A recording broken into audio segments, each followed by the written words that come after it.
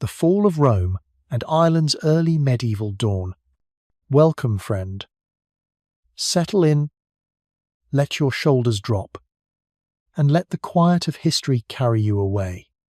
Tonight, we'll drift back through the mists of time to an island of stone, song, and shadow. This is a place where castles would one day rise from the earth, where clans guarded their honour, and where myths still whisper in the wind. If you find yourself enjoying this journey, I'd love for you to help us reach our first goal, 1,000 likes. A simple click from you helps this story live a little longer. Now, let us begin. When the great empire of Rome finally collapsed in the west, much of Europe was plunged into uncertainty. Roads fell into disrepair, trade networks shattered, and cities that once bustled with merchants and scholars became hushed and fragile. But Ireland was different. Rome had never ruled this island at the edge of the known world. Its people, the Gaels, had lived outside the empire's grasp, tending cattle, telling stories by firelight, and building their own small kingdoms. So, while the fall of Rome felt like a thunderclap to many lands, in Ireland it was more like a distant storm cloud, noticed but never directly overhead. Still, that storm brought change. With the empire gone, travellers and wanderers began to drift, and Ireland became a place where new currents of faith and knowledge could take root. Christianity was already making its way across the island, carried by missionaries who whispered a different vision of life, one not tied to the warrior's code alone. Slowly, old idols and druids gave way to the cross and the psalm. It did not happen in a single generation, but like dawn breaking over a misty field, light spread, soft and steady. Life in early medieval Ireland was both harsh and strangely beautiful. Imagine narrow paths weaving through thick forests, the smell of peat smoke rising from wooden huts, and cattle moving like shadows across open grasslands. Cattle were wealth, more valuable than coins, and families measured power not just in swords but in herds. Kings ruled tiny territories, sometimes only a few valleys wide, and loyalties shifted like the winds.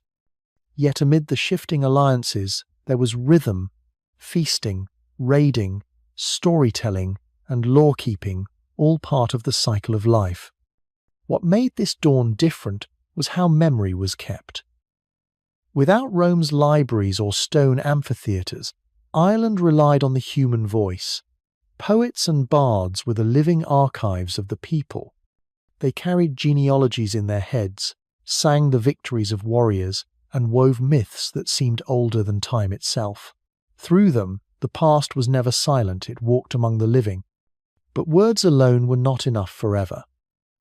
In monasteries that began to appear along rivers and coasts, monks bent over parchment, their pens scratching patiently in the flicker of candlelight. This was the beginning of Ireland's reputation as a land of learning, though it was only just beginning in this early dawn. For now, life remained close to the soil and the sea, with dangers at every turn. Raiding was common, not only between clans but across waters. The Irish themselves sent expeditions to the western coasts of Britain, plundering and sometimes settling. And yet, even in violence, there was a strange sense of order. For raids had rules, honour codes, and expectations. The chaos of Rome's fall gave Ireland an opening. It was not conquered, and so it shaped its own path, rooted in old traditions, but ready for new ones. If you stood then on a windswept cliff looking out toward the Atlantic, you might have felt the pull of both past and future. Behind you, the Druids' sacred groves were fading into memory, though not forgotten. Before you, monasteries were rising, their bells calling the faithful at dawn. And always, there was the land itself, rugged, green, and enduring. This was Ireland's early medieval dawn, a time when Rome's shadow faded and the island began to carve its own story, one that would weave together kings and monks, warriors and poets, castles and myths. It was only the beginning of a long journey, but already the rhythms of medieval life were stirring, quietly shaping what was to come. Monks, manuscripts, and the island of saints and scholars. The story of Ireland in the early Middle Ages soon turns inward, away from the noise of raiding parties and shifting kings, into the hush of stone-walled monasteries. Here, monks lived lives of discipline and silence. Their days marked not by battles but by bells. Morning bells, noon bells, evening bells. Each chime was a thread in the fabric of prayer, weaving time into sacred order. These monasteries became more than places of worship. They became the beating heart of Ireland's reputation as the island of saints and scholars. Step inside one in your imagination. The air smells faintly of wax and smoke, and the chill of damp stone never quite leaves the skin. Candles flicker against carved wooden crosses, casting trembling shadows on the walls. In the corner, a monk bends low over a page of vellum, painstakingly copying sacred texts. Each stroke of his quill is slow, steady, and deliberate. The ink glistens, catching a stray gleam of candlelight before sinking into the parchment.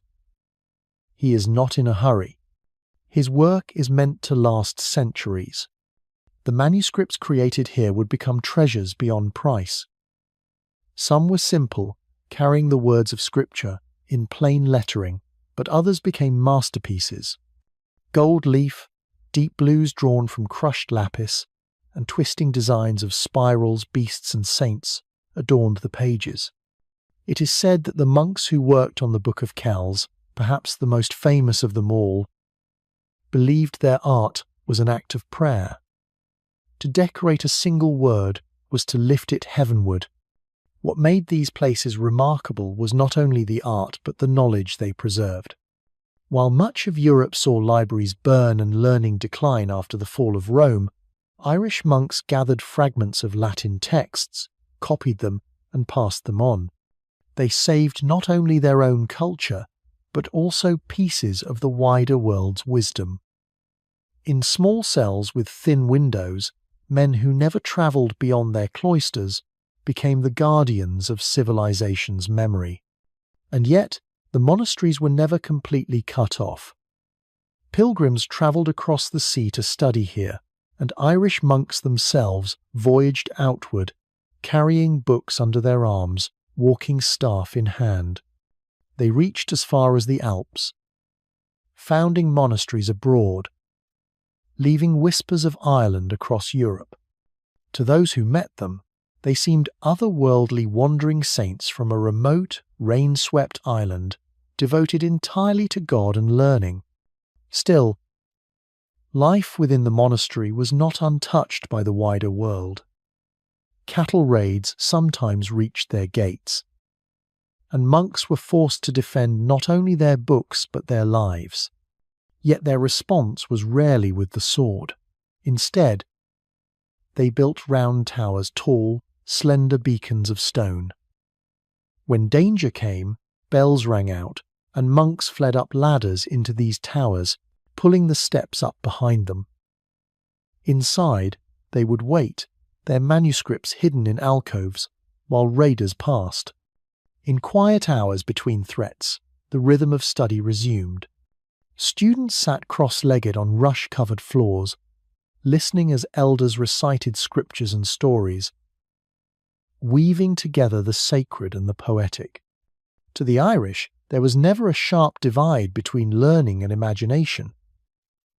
A monk might spend his morning with the Gospel of John and his evening reciting a tale of Cú Chulainn or Finn MacCool. Faith and myth did not cancel each other, they coexisted, feeding the soul in different ways.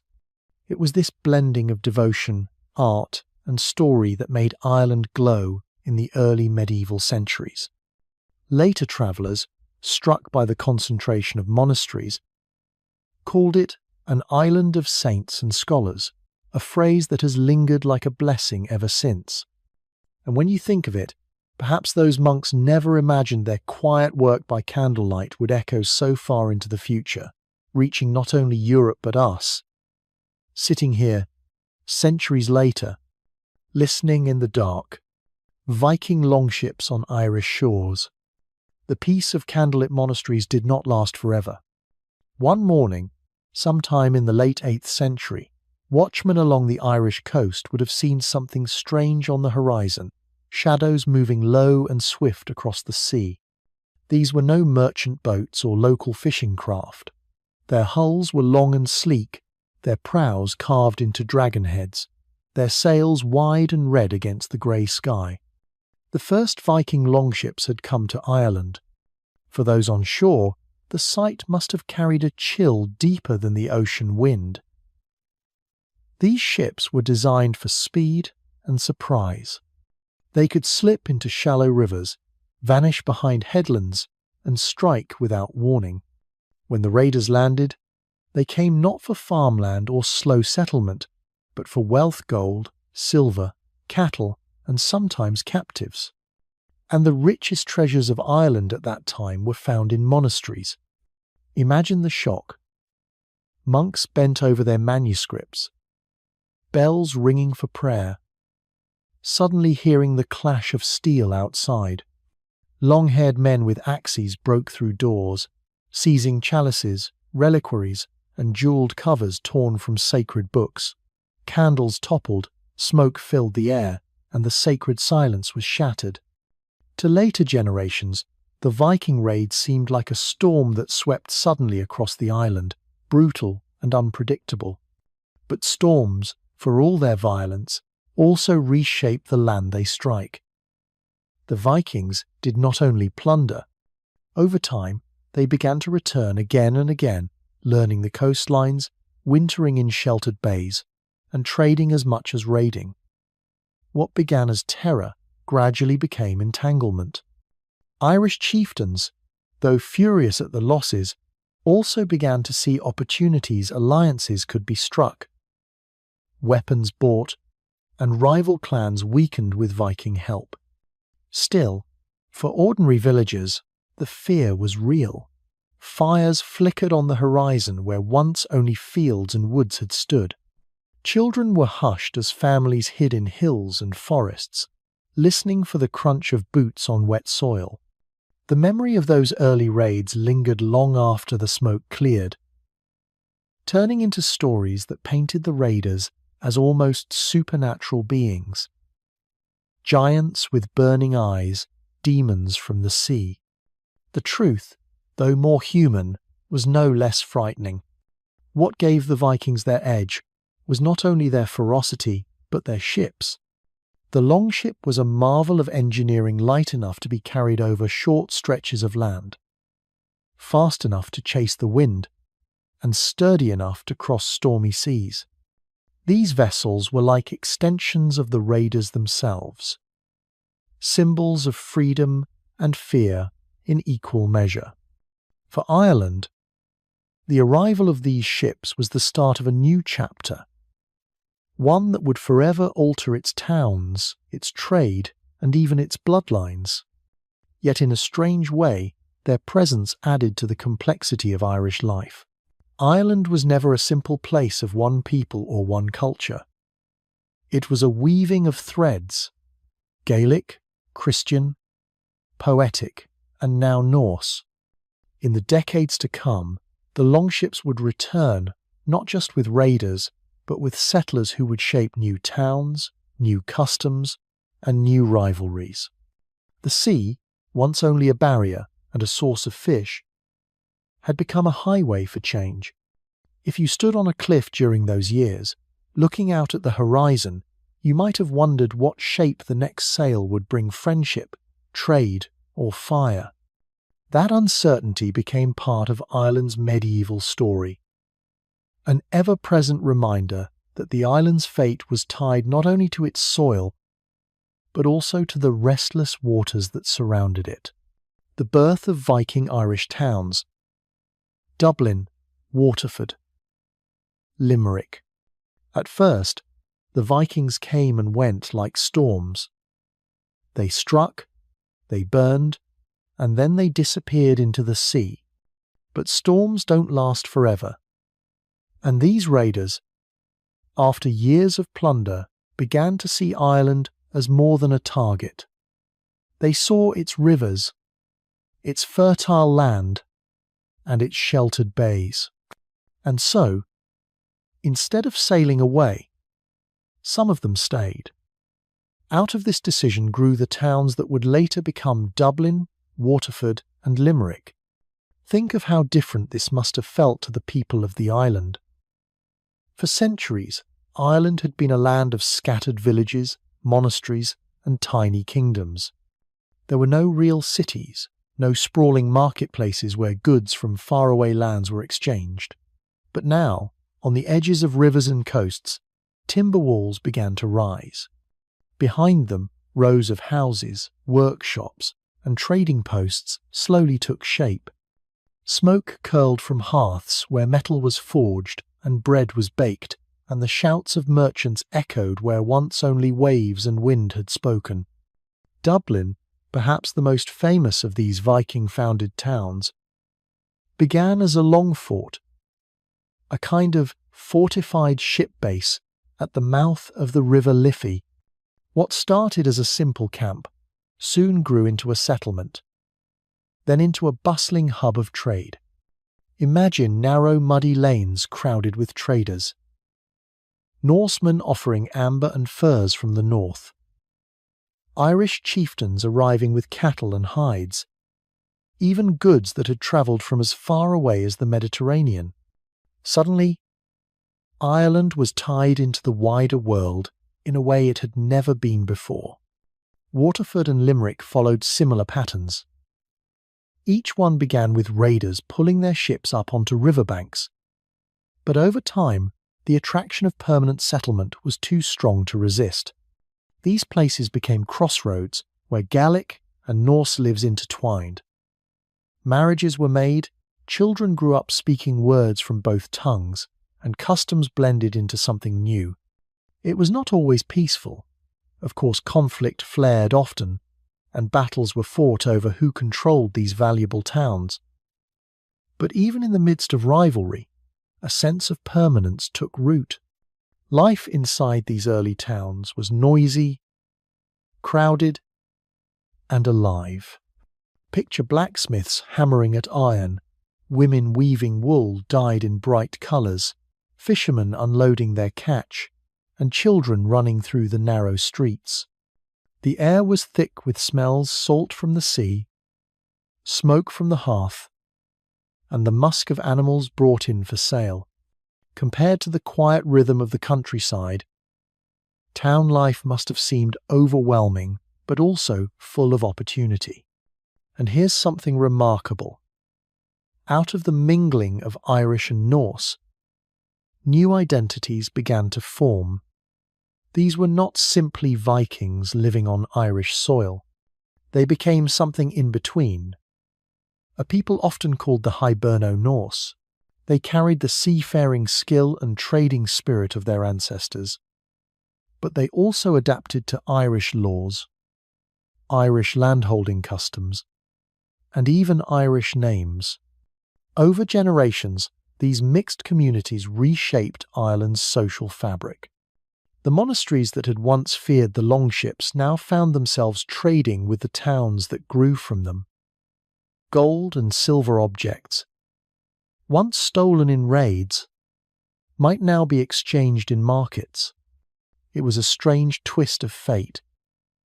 The very people who had come as destroyers ended up laying down roots that would become part of Ireland's story for centuries to come. If you wander the streets of Dublin or Waterford today, beneath the modern buildings and busy traffic, the ghosts of those wooden walls and narrow lanes are still there. They remind us that medieval Ireland was not a place cut off from the world, but one deeply connected through sea routes, trade, and human mingling.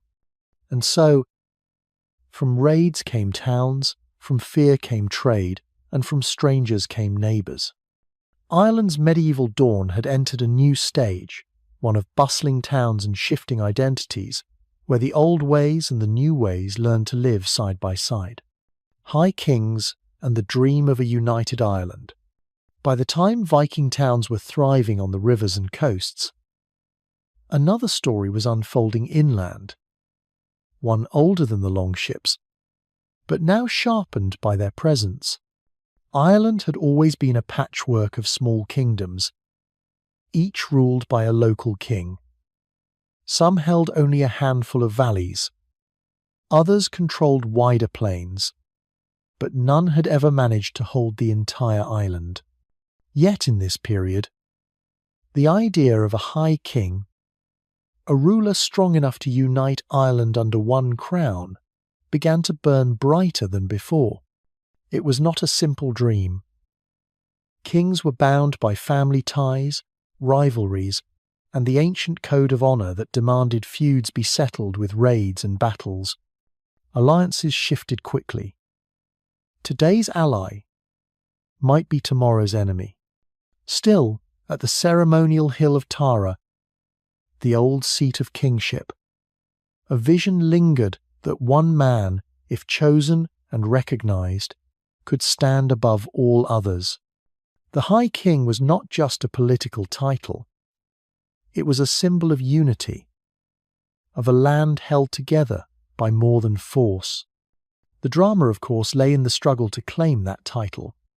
Ambitious rulers rose, proclaiming themselves Ard Rí, High King of Ireland, only to see their authority challenged by others who refused to bow. It was a game of shifting loyalties, of feasts and betrayals, of armies gathering on mist-covered fields. Some kings sought legitimacy by marrying into powerful clans, others by forging bonds with the church, seeking the blessing of monks who could lend moral weight to their rule. Imagine the tension of a gathering hall, the fire crackling, warriors at the walls with spears in hand, and two kings seated at opposite ends of the room. Each man waits for the other to speak first, knowing that words alone can carry as much weight as blades. Promises are made, oaths sworn, and yet, beneath the polite surface, every eye knows that steel may soon decide the matter instead. The Vikings complicated everything. Some Irish kings fought fiercely against them, seeing the foreigners as a threat to the very idea of sovereignty. Others struck deals, using Viking warriors as allies to strengthen their claims. This only deepened the rivalries, as those who relied on foreign swords were accused of betraying the old Gaelic order. Yet even with all this division, the dream of a united Ireland was never abandoned.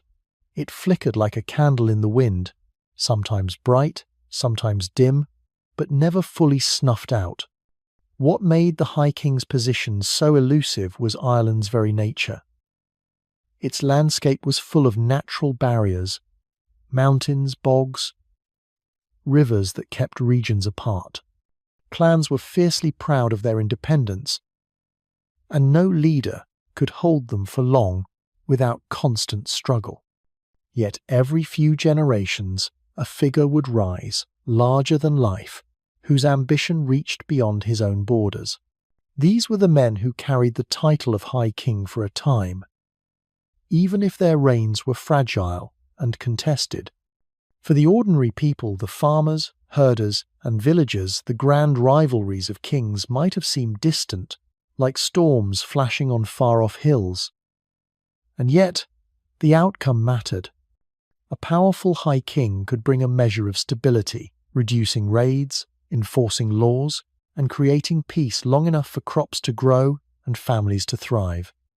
A weak or absent one, on the other hand, meant chaos, neighbours feuding, cattle stolen, and uncertainty spreading like smoke. In this delicate balance of ambition and resistance, of rivalry and fleeting unity, Ireland's medieval story deepened, The dream of a single crown binding the whole island remained just that, a dream.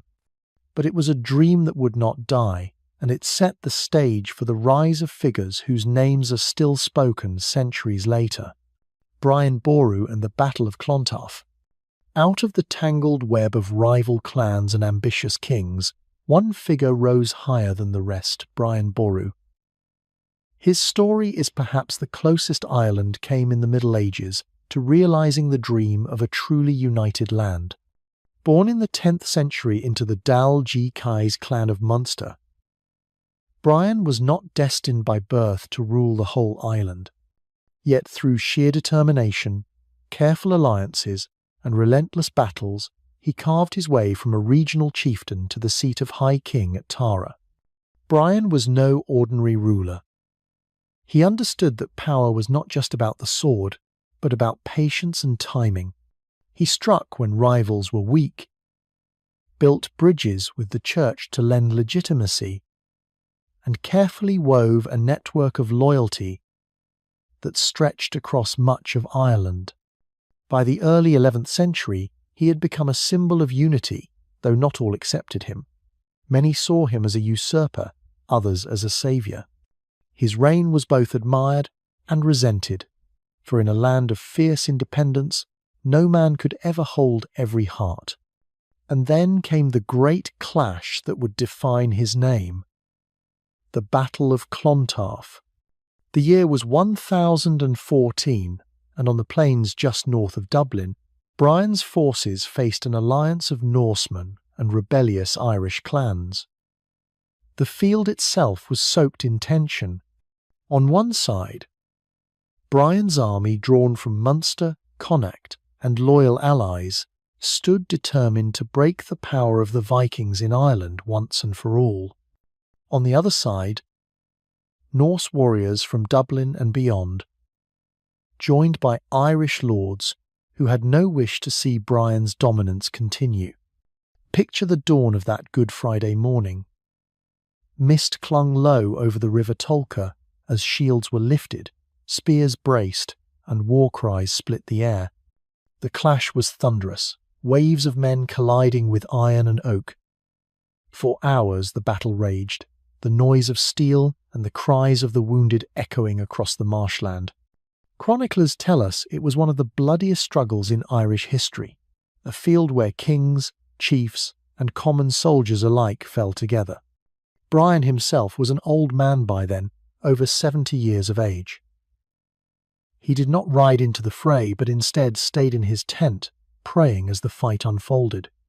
His presence, though distant from the battle lines, was a rallying force. His men fought knowing that they carried not only his will but the hope of Ireland.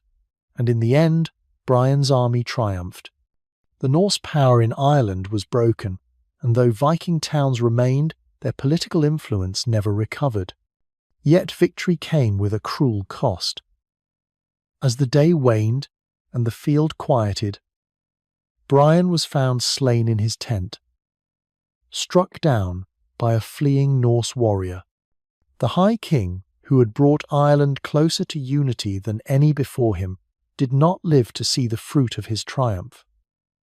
His death cast a shadow across the celebration, turning triumph into tragedy. Still, his legacy endured. For centuries, poets and storytellers spoke of Brian Boru as a figure larger than life, a king who dared to dream of a united Ireland and who stood firm against both native rivals and foreign foes.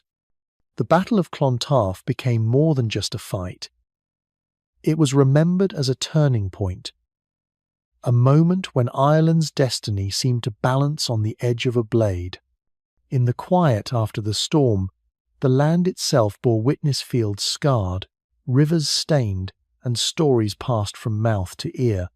And even now, 1,000 years later, the name Brian Boru carries with it the echo of that fateful Good Friday, when Ireland's future seemed to hang in the mist. Norman invasion. A new power lands in 1169. Half a century after Brian Boru's death, Ireland slipped back into the old rhythm of rivalries, clans rising and falling, alliances forged and broken, small kingdoms resisting the weight of unity. The Norse towns remained, but their power was woven into Ireland's own struggles. For a time, it seemed the island's story would continue as it always had. And then, in the year 1169, the pattern shattered. A new force arrived, not in swift longships, but in heavy vessels, carrying armoured knights, the Normans. Their coming began with a feud, as so many Irish stories did. Diarmait Mac Machada, the ousted king of Leinster, sought help to regain his throne. He crossed the sea to England and found allies in the ambitious Norman lords who had settled there after conquering England a century earlier. To them, Ireland looked like an opportunity rich, divided, and vulnerable. When Diarmait promised land, power, and even the hand of his daughter Aife, they agreed. And so the first Norman soldiers landed on the southern coast, their chainmail glinting beneath grey skies. To the Irish, these men must have seemed unlike any warriors they had faced before. The Vikings had been fierce raiders, yes. But the Normans came as conquerors, their tactics disciplined, their armour almost impenetrable, their horses trained for war. Where Irish warriors fought with speed and courage, the Normans fought with formation and weight. Battles that might once have been chaotic affairs now became crushing displays of military precision.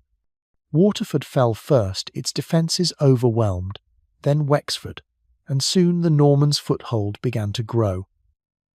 Diarmait reclaimed Leinster with their help. But his victory was not his alone.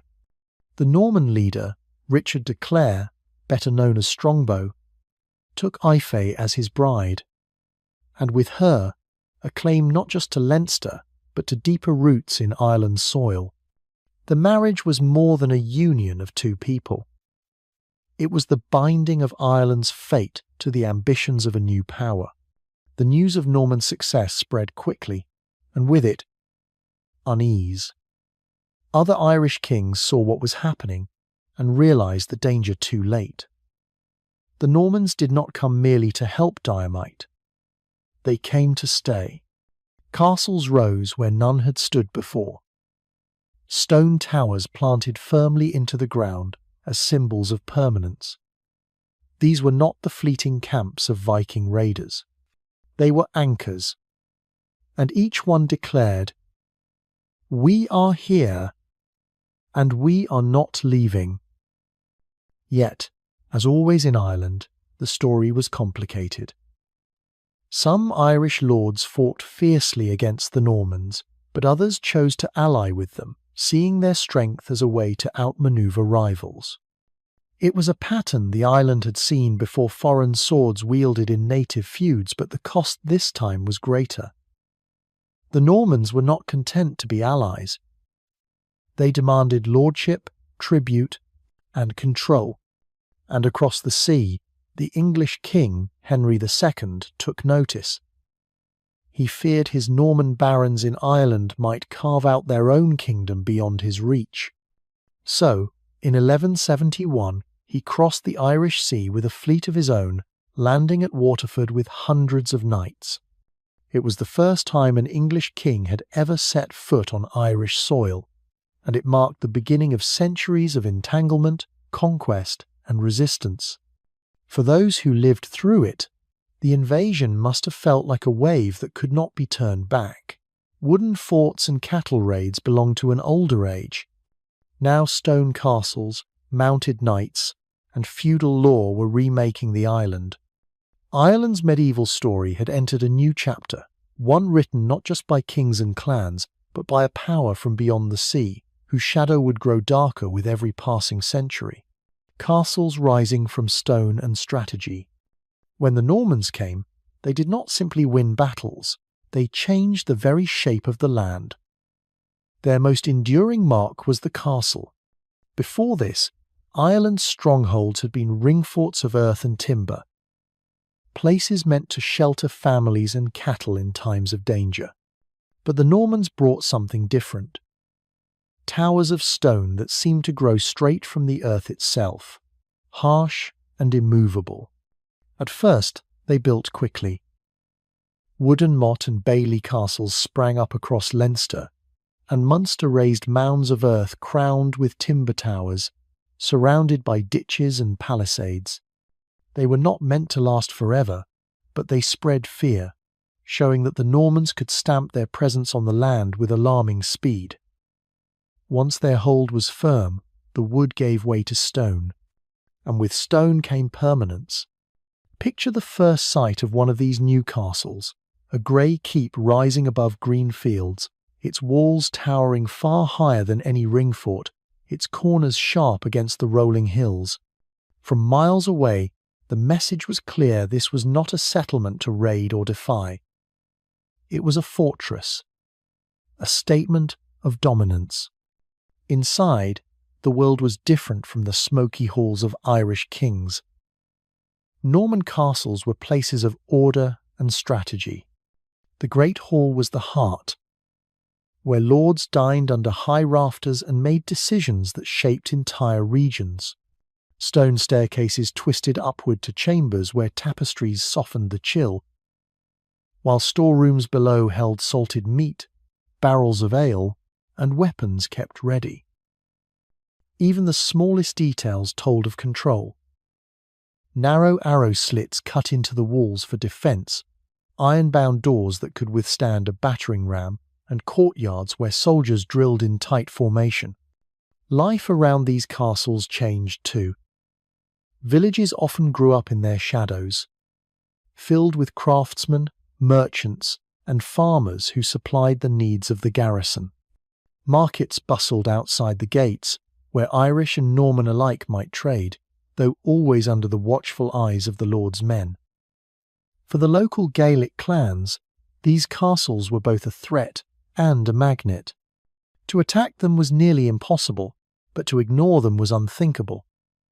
They reshaped trade, law, and even the balance of power. Yet castles were more than walls and towers. They were strategies in stone.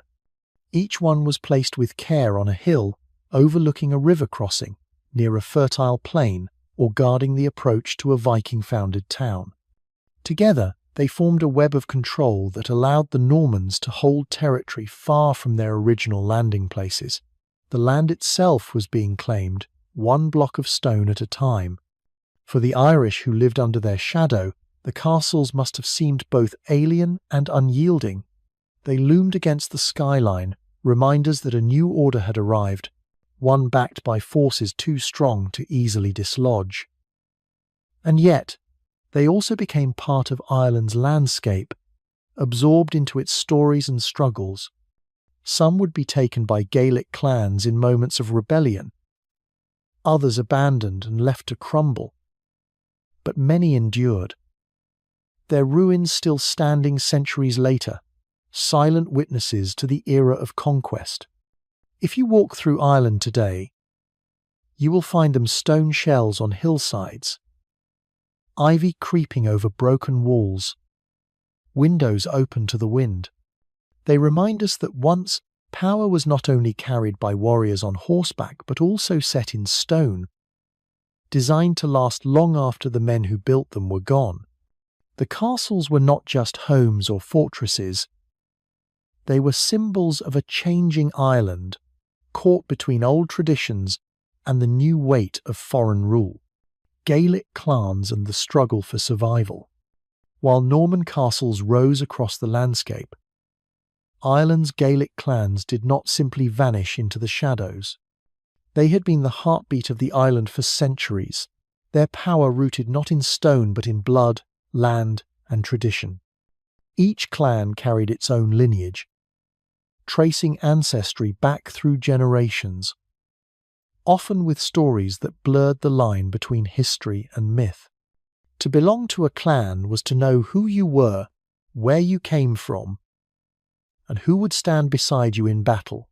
The arrival of the Normans shook this world, but did not break it. Many clans adjusted quickly, retreating into the rugged west and north, where mountains and bogs made Norman control difficult. Others chose open defiance, raiding Norman strongholds, striking quickly before disappearing into the forests and hills. Life became a constant balancing act, resisting foreign power while also fighting rival clans, for old rivalries did not vanish simply because a new enemy had appeared. To understand the clans, picture a chieftain seated in his wooden hall, a fire blazing at the centre, his warriors gathered close. Around him are poets, lawgivers, and foster sons from allied families, all part of the intricate web that held the clan together. Loyalty was not just expected, it was everything. A man without a clan was a man without protection, and protection was life itself. The clans lived by their own laws, known as Brehon law, a system that was older than Christianity in Ireland. These laws valued restitution over punishment. If cattle were stolen, they must be repaid. If injury was done, compensation was owed. It was a world where honour and balance mattered more than the heavy hand of a feudal lord. The Normans brought their own feudal system of strict hierarchy, but in the Gaelic heartlands, the old ways endured, stubborn and resilient. Still, survival came at a cost. Some clans made uneasy truces with Norman lords, even marrying into their families when it served their interests. These alliances were fragile, often broken as quickly as they were made. Others clung fiercely to independence, retreating deeper into wild landscapes that the Normans found difficult to tame. The west of Ireland, with its mountains, lakes and bogs, became a stronghold of Gaelic life, a place where the old traditions could still breathe. Daily survival was not only about war, it was about cattle, the lifeblood of Gaelic wealth. Herds were moved across seasonal pastures, guarded fiercely from raiders, and celebrated in feasts that reinforced the bonds of community. The clan's strength was measured not just by the warriors it could field, but by the cattle it could protect.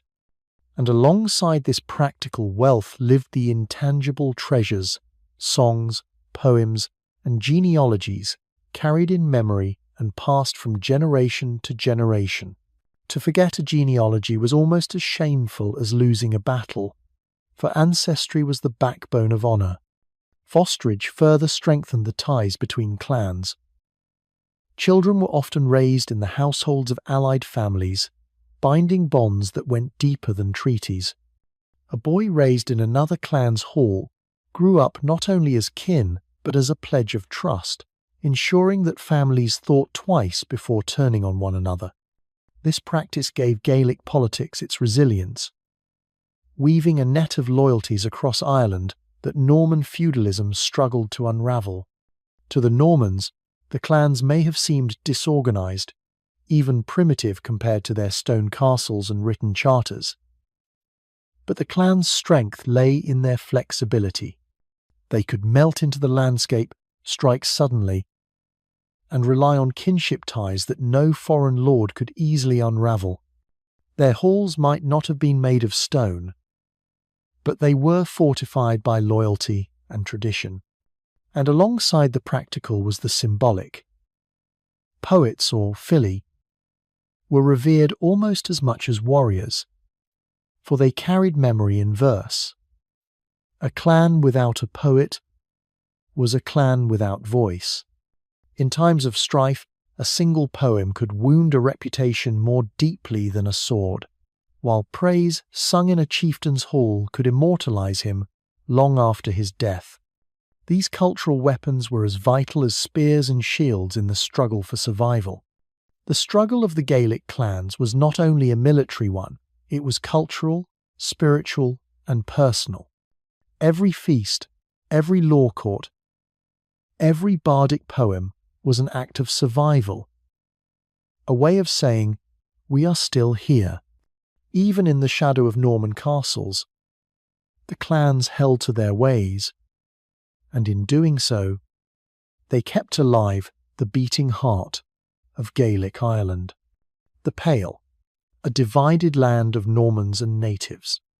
By the late Middle Ages, Ireland was no longer a single canvas of clan territories and scattered Norman castles. Instead, it had become a land divided, and nowhere was that divide more visible than in the stretch of ground known as the Pale.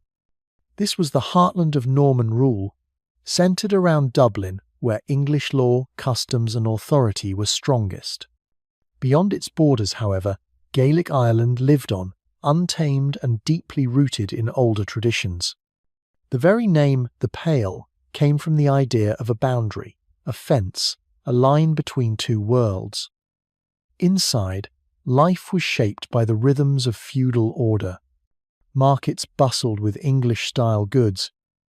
Courts echoed with laws written in French and Latin, and the architecture itself spoke of a different way of life: stone houses, parish churches, and walled towns that looked more like England than the Irish countryside around them. For those who lived within the Pale, allegiance was not to a clan but to the English crown, though even that loyalty could be uneasy at times. Step outside its borders, however, and the picture changed entirely. The laws of the Pale held no weight in the wild stretches of land controlled by Gaelic chieftains. Here, cattle still measured wealth, poets still recited the ancient genealogies, and the Brehon laws were practiced much as they had been before the Normans ever set foot on Irish soil. To the people of the Pale, these areas were beyond the law, but to the clans who lived there, it was simply home. The contrast could not have been sharper. Imagine a Norman merchant in Dublin, dressed in linen and wool, haggling over spices brought from distant seas. Then picture, only a few miles away, a Gaelic farmer driving cattle through wet fields, wrapped in a heavy cloak against the rain. These two men lived in the same country, breathed the same damp air, yet their worlds were divided by language, law, and custom. And yet, the line was never absolute. Trade crossed it, marriages crossed it, and even loyalties crossed it. Norman lords who lived too long beyond the Pale often found themselves drawn into Gaelic ways, adopting Irish speech, Irish dress, and Irish law. Some were even accused of becoming more Irish than the Irish themselves. The Crown in England watched this with suspicion, fearing that its foothold in Ireland might slip away. To prevent it, strict rules were written forbidding intermarriage, banning the use of the Irish language among settlers, and ordering them to hold fast to English customs. The Statutes of Kilkenny in 1366 made these prohibitions official, but rules on parchment are easily broken when life on the ground demands otherwise. The Pale was both a safe zone and a prison. For those inside, it offered stability, markets, and the protection of the English crown. But it also cut them off, surrounding them with a land they viewed as hostile and unpredictable. For those outside, the Pale was a foreign intrusion, a reminder that their sovereignty was challenged. Raids and counter-raids were common, the boundary shifting with each generation's conflicts. At times, bands of Gaelic warriors would ride right up to its walls, seizing cattle or burning fields, a stark reminder that power within the Pale was never absolute. For ordinary people, it must have felt like walking a tightrope. A farmer living near the border might owe rent to a Norman lord, but still rely on kinship ties with a Gaelic clan. A trader might bring goods into Dublin by day and carry Gaelic stories back to his family by night. Marriages sometimes united families across the divide, weaving bonds that defied royal decrees. The boundary was real, but it was also porous, alive with exchange as well as hostility. Even religion blurred the line. Both worlds were Christian, yet devotion often carried different flavours. In the Pale, worship followed English customs, Latin prayers in stone-built churches, Beyond, Gaelic traditions mingled faith with folk belief, where holy wells, sacred stones, and festivals tied to ancient rhythms still shaped devotion. Priests and friars sometimes moved between both worlds, carrying with them fragments of each. In the end, the Pale became a symbol of division in medieval Ireland, a visible reminder that the island was not one but many, its people caught between two worlds. And yet, this very division ensured that neither side ever fully erased the other. Gaelic tradition endured even in the shadow of Norman walls, and Norman ways left their mark even in Gaelic strongholds. It was a land of tension, but also of mingling, where identities were never simple, and survival meant learning to live in both worlds at once. Daily life inside a medieval Irish castle. Step for a moment inside the heavy gates of a medieval Irish castle, and leave behind the muddy roads and fields outside. The air changes here. It smells of smoke from the kitchens, damp stone from the walls, and sometimes the sour tang of horses in the stables. Life within these fortresses was not simply about war, it was daily existence, with its own rhythms of work, duty, and survival. At dawn, the castle stirred awake. Servants hurried through narrow corridors carrying buckets of water drawn from wells in the courtyard. The clatter of iron pots echoed from the kitchens, where fires were stoked and bread was baked on the hearth. Children of noble families, still sleepy, were dressed by attendants in woolen tunics, their hair combed smooth before lessons with a tutor or priest. The smell of straw and rushes filled the air, for floors were often strewn with them, changed only when they grew too dirty. The great hall was the heart of it all. By day, it served as a place of meals, gatherings, and justice.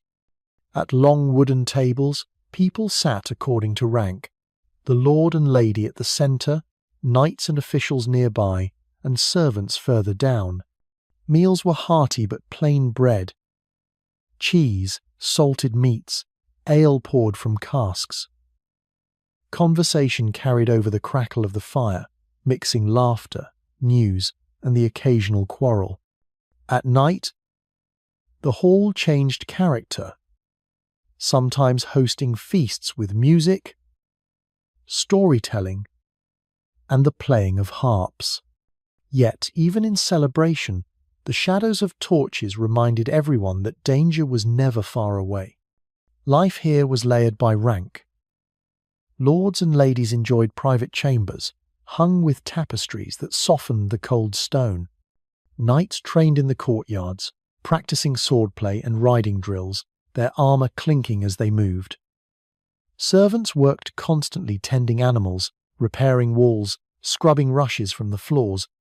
For them, castle life was hard, but it also offered protection behind the high walls when raiders came. Defences shaped every part of the building. Staircases spiralled upward in tight curves, always designed to favour right-handed defenders against attackers. Narrow arrow slits pierced the walls, letting in thin shafts of light during the day. In the storerooms below, salted fish, dried beans, and casks of ale were carefully kept, for sieges could last weeks. Even the smallest details, like the placement of wells, spoke of foresight. Water had to be available within the walls if enemies cut them off from the outside world. And yet, amid all this practicality, there was also beauty. Some castles displayed fine carvings over doorways, or brightly coloured banners fluttering in the wind. Harpers and poets were often welcome guests, their songs and tales easing the monotony of stone and duty. Even in times of struggle, people craved stories, music, and colour to brighten the grey walls that surrounded them. For children growing up in these castles, the building was both home and fortress. They learned to climb towers, to watch soldiers training and to listen closely when elders spoke of loyalty and honour.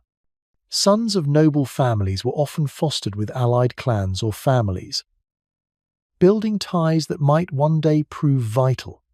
Daughters were taught the careful arts of managing households, weaving alliances, and sometimes wielding quiet influence over powerful men.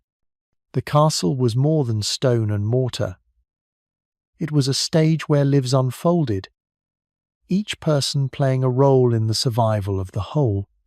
And while we often picture them only as places of battle, their walls rang daily with the sounds of ordinary life.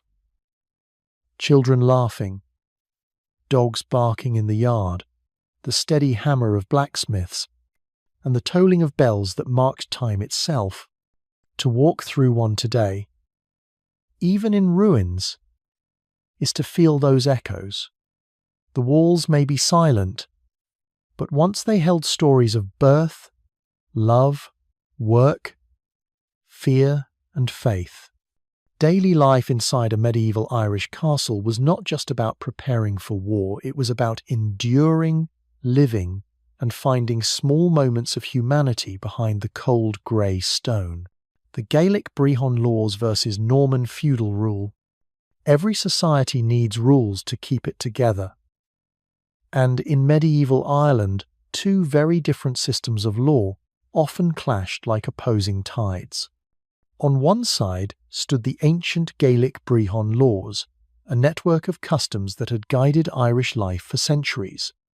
On the other side was the Norman feudal system, brought across the sea with castles, knights, and claims of royal authority. Side by side, they revealed not just two ways of ruling, but two ways of seeing the world. The Brehon laws were older than Christianity itself in Ireland, passed down through memory and oral tradition long before they were ever written.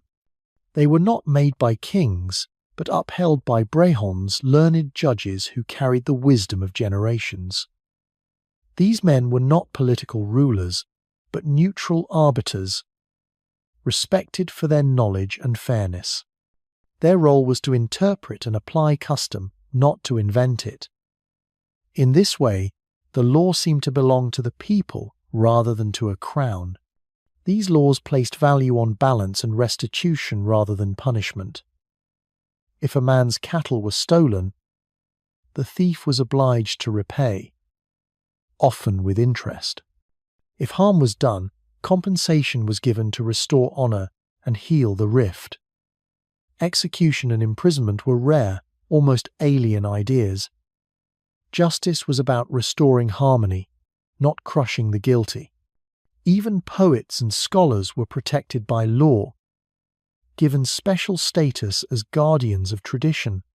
It was also a system deeply tied to kinship.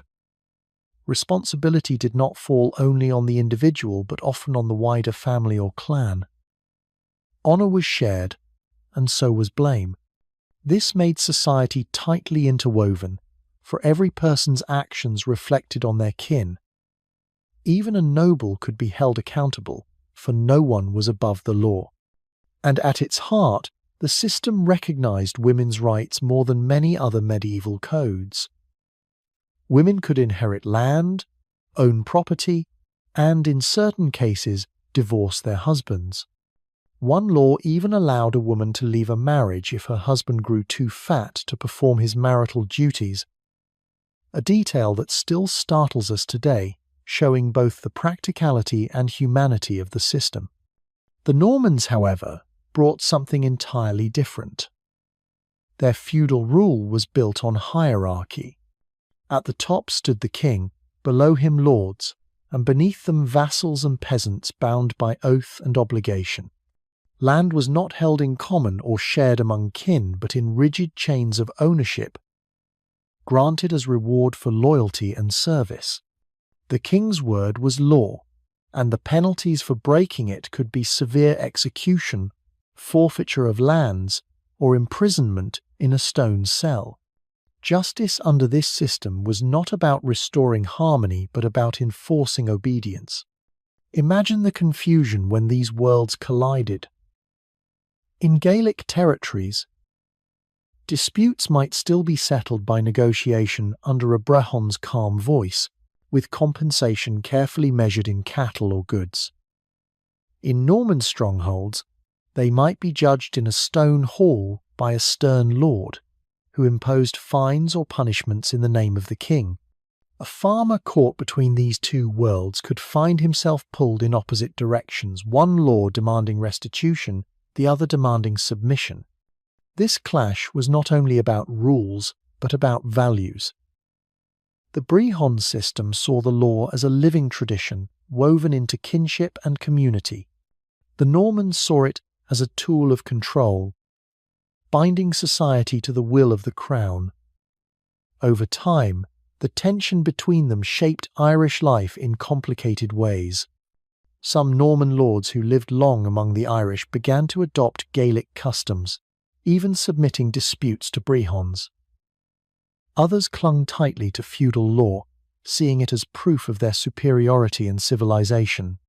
For ordinary people, the mixture must have felt bewildering but also strangely practical. In some regions, they could even choose which system worked best for them, seeking Brehon justice when it favoured their claim, or Norman courts when it promised better security. This duality created a patchwork of law across the island, as uneven and shifting as the political landscape itself. The endurance of Brehon law was remarkable. Though weakened by Norman pressure, it continued to be practiced in Gaelic regions for centuries, surviving until the 17th century in some places. Its very survival was a quiet act of resistance, proof that Irish identity could not be erased by conquest alone. And Norman law, though powerful, never fully sank its roots into the Gaelic heartlands. Together, these systems tell us that medieval Ireland was not a land of one voice or one order, but a place where traditions overlapped, conflicted, and sometimes unexpectedly coexisted. In the clash between restitution and punishment, kinship and crown, harmony and hierarchy, we glimpse the deeper story of Ireland itself. A land always negotiating between old and new, always adapting, and always holding on to its soul. Monastic schools, knowledge keepers, and hidden treasures. Far from the clang of swords and the stern shadows of castles, another kind of world endured in medieval Ireland, a quieter, gentler world of books, bells, and learning. In monasteries scattered across the island, monks tended not only to their prayers but also to knowledge itself. These monastic schools became the heartbeat of Ireland's reputation as a land of saints and scholars, preserving wisdom while much of Europe struggled in the darkness left by Rome's collapse. Picture a small stone monastery set against rolling hills. The walls are simple, built more for endurance than for grandeur. Inside, cloisters enclose a small garden where herbs grow for medicine, while bells ring softly to mark the passing hours. Here, monks lived by strict routines of prayer, study, and labour.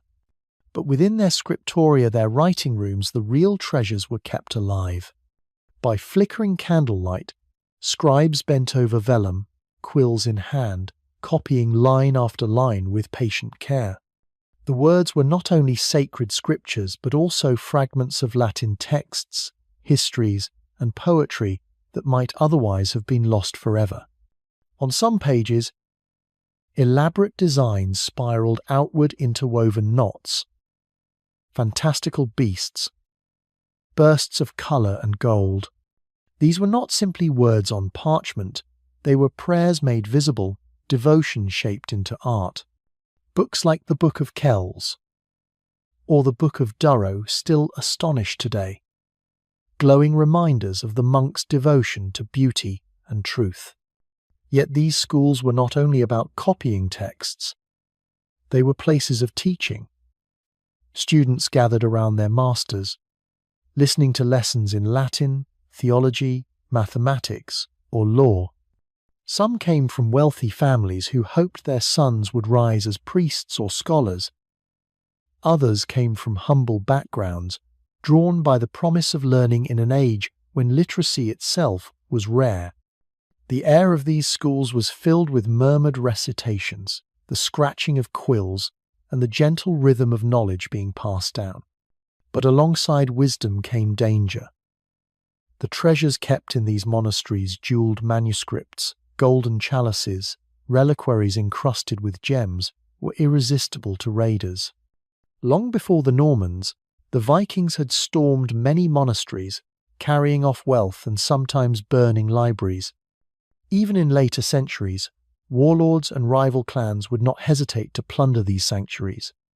It was for this reason that monks sometimes built round towers, tall, narrow structures with doors high above the ground.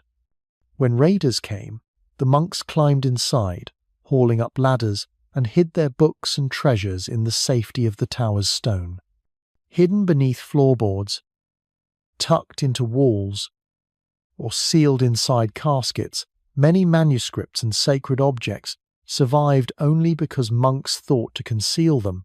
Some were rediscovered centuries later, their colours still vivid, their pages whispering across the ages.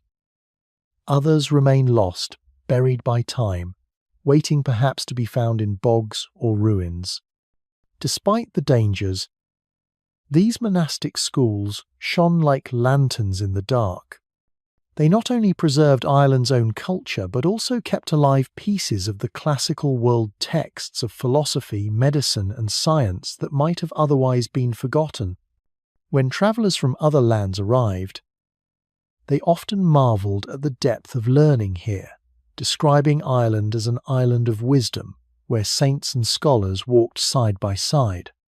In the stillness of these monasteries, we find a counterpoint to the battles and power struggles that so often dominate history. They remind us that the medieval world was not only made of steel and stone, but also of ink and prayer.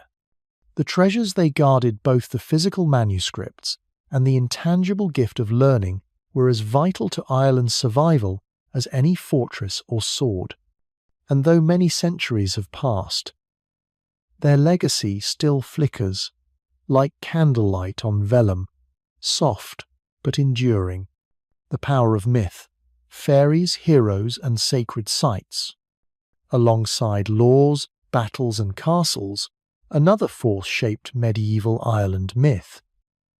For the people of the island, stories were not mere entertainment.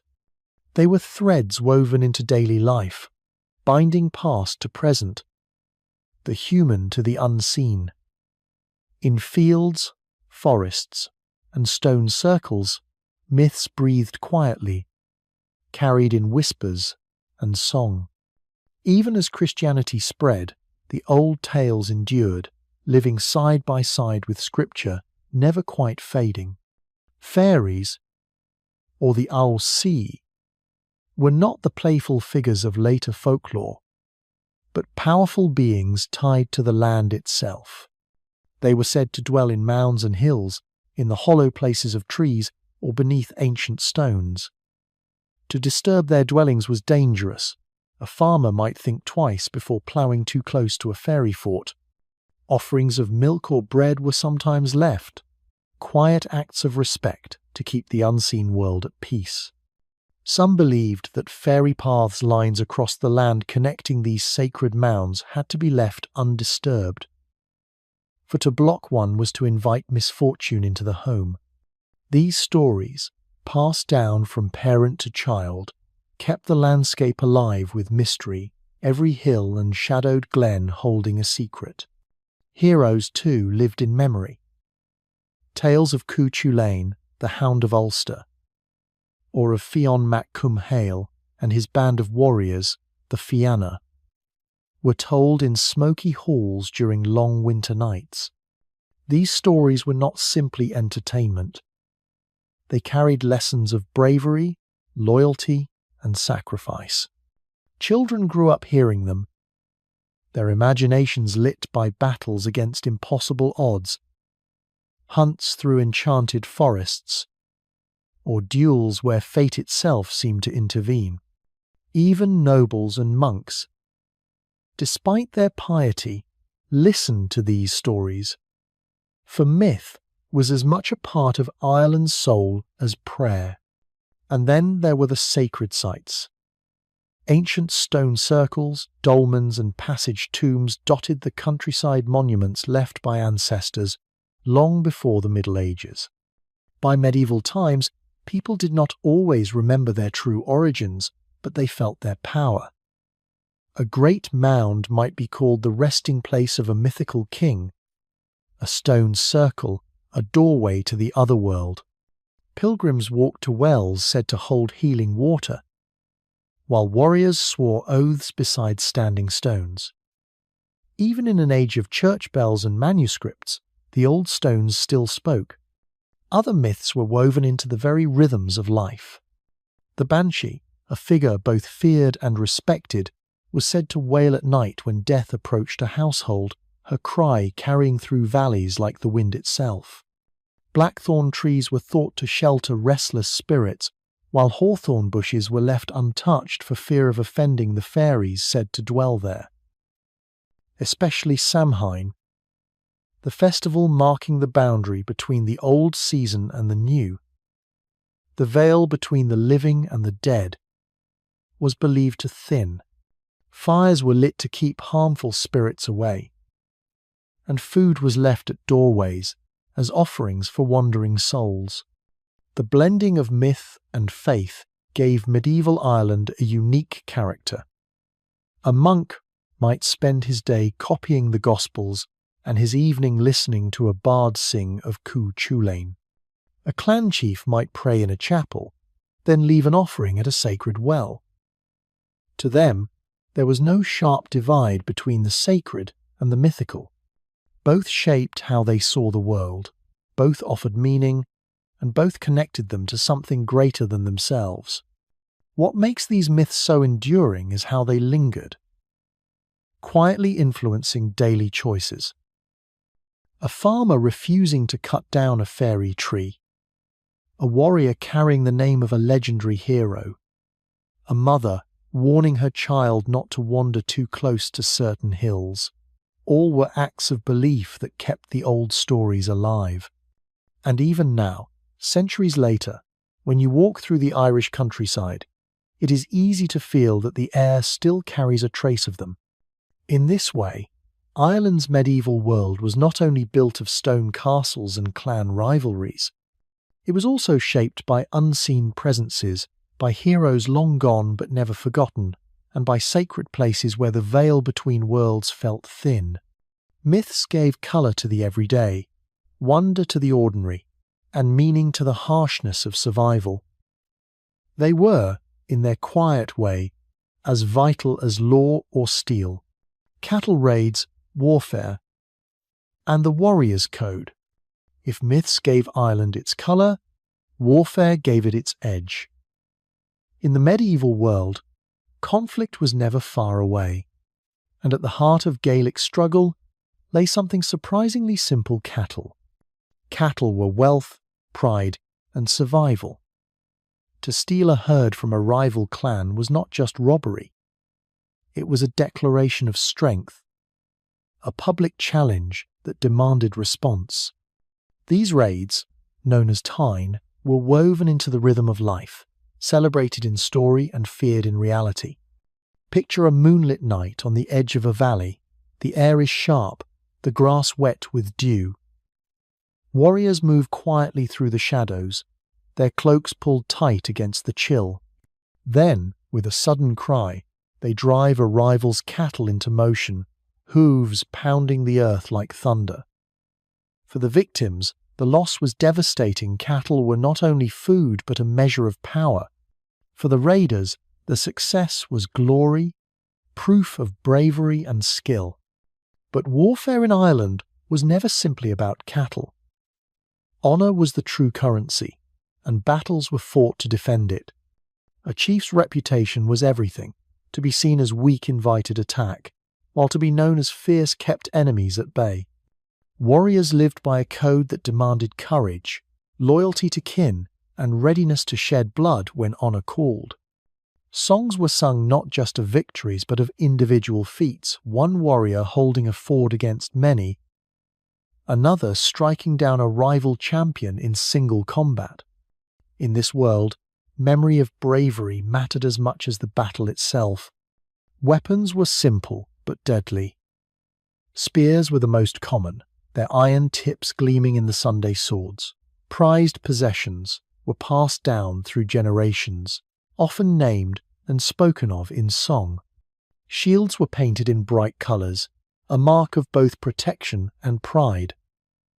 Axes, too, were sometimes used, both as tools and as weapons. Battles were often small skirmishes rather than massive clashes, but they were no less fierce. A single victory could shift the balance between clans, changing the flow of tribute, marriage alliances, or land. The warrior's life was not only about fighting but about belonging. A young man might be fostered with another clan, trained in weapons, and taught loyalty from boyhood. He would grow up with comrades who were closer than brothers, bound by shared risk and shared honour. When they marched to battle, their chants rose together, voices blending in defiance of death. A warrior who fell in combat was remembered not in silence but in verse, his deeds celebrated by poets who gave him immortality in song. Raids and wars were bloody, yet they followed rules. Under the Brehon laws, certain codes applied even to conflict. Women and clergy were supposed to be spared, though this was not always kept. Honour was gained by fair combat, not by slaughtering the helpless. Even the spoils of war were expected to be divided fairly, with cattle, weapons, and captives distributed according to custom. These codes gave warfare a sense of structure, even when chaos reigned on the field. The most famous cattle raid of all, told in the great saga Tyne Bo Quoing, became a kind of mirror of real-life myth reflecting reality. In it, the hero Cu Chulainn defends Ulster against an invading army seeking to steal a great bull. Though larger than life, the tale carried truths about bravery, loyalty, and the central role of cattle in Gaelic culture. Every warrior who listened to it by firelight must have felt its lessons touch his own life. But the warrior's code was not only about fighting, it was tied to hospitality, generosity, and honour off the battlefield. A chieftain was judged not only by victories but also by how well he fed his followers, how lavish his feasts, how fairly he treated his kin. To refuse hospitality was shameful. To give it, even to an enemy, was a mark of greatness. Thus, war and peace alike were bound by the same thread honour. For ordinary farmers, of course, raids brought only fear. Smoke rising from a neighbour's homestead, the sound of hooves in the night, or the sudden clash of steel could mean ruin. A herd lost meant not just hunger but humiliation. Families lived with the constant knowledge that tomorrow's dawn might bring raiders cresting the hill. To them, the warrior's code was both protection and threat, ensuring some order but never promising safety. Cattle, in many ways, were the currency of life. They were used to measure fines under Brehon law, to seal marriage contracts, to reward loyalty, and to display status. A wealthy clan was one whose pastures teemed with cattle, whose raiders could protect or expand those herds.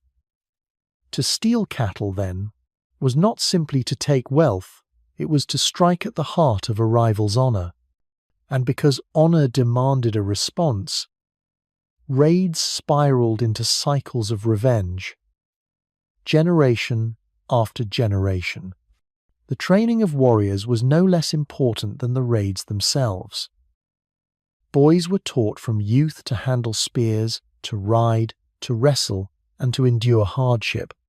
Courage was drilled into them by story, as much as by practiced tales of Cu Chulainn's ferocity, of Fion's wisdom, of the Fianna's loyalty. These stories were a kind of manual for life, shaping expectations of what a warrior should be. To flinch in battle was disgrace. To stand firm, even when outnumbered, was the highest honour. And yet, beneath all this valour, warfare was also deeply practical. Raids were timed for seasons when cattle were fattened, when pastures were rich, when weather allowed swift movement. Warriors knew the land intimately, every bog, ford, and hill that might hide an ambush. Battles were not always about brute force, but about cunning, speed, and the clever use of terrain. The rituals of war carried weight too. Before battle, warriors might paint themselves, sharpen weapons ritually, or call upon blessings from poets and druids. Oaths were sworn, sometimes on sacred stones or holy relics, binding men to courage under penalty of dishonour. Afterward, victories were marked with feasts, defeats with mourning, and both with poetry, for words were as enduring as wounds. To outsiders, such as Norman chroniclers, Gaelic warfare seemed chaotic, almost lawless. But within the clans, it was anything but. It followed rhythms, codes and traditions that gave it meaning. For the Normans, land was held by charter and defended by castles. For the Irish, land was lived upon, defended by kin, and measured in cattle. These differences were not just about economics, they were about identity. In the end, cattle raids and warfare were not just about survival, they were performances of power woven into Ireland's medieval soul. Every raid was a test of courage, every battle a stage where honour was won or lost. And in the songs of poets, those moments lived forever, echoing down the centuries as proof that in Ireland, bravery was as prized as breath itself. Marriage alliances and betrayals among clans. Not every alliance in medieval Ireland was forged by steel. Many were sealed at the marriage hearth, where hand met hand, and oaths were whispered between families. In a world of rival clans and fragile loyalties, marriage was as much a weapon as a sword. It could bind enemies into peace, strengthen claims to land, or secure loyalty where blood alone could not. Yet just as often, these unions led to betrayal, broken promises, and bitter feuds that spilled into war. Picture a great hall, torches burning against the stone, a feast laid out in honour of a new marriage. Musicians play softly, guests raise cups of mead, and at the centre sit the bride and groom, their families watching closely.